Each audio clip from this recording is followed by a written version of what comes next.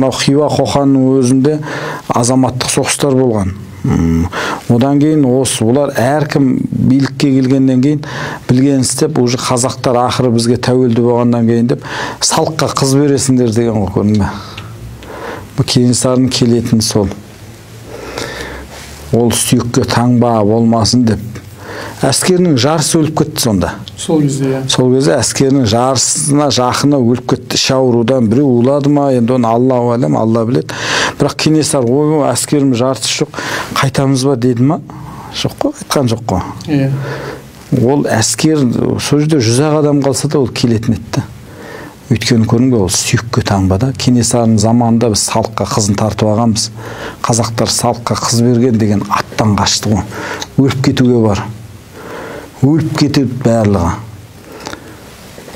Бірақ зеңбіректен, мылтықтан олар қашқан жоқ.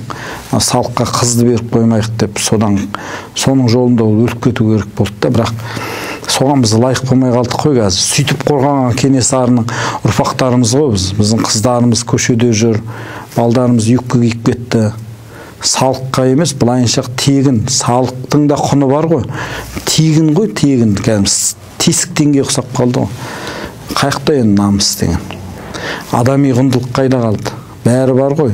Кенесары кимеген киімді киіп жүр, Кенесары жемеген тамақты жеп жүр ғой. Адами құндылық қайда? Деңізі осы нәрсені айту керек. Мені ашындырып ұйықтатпайтын нәрсе осы.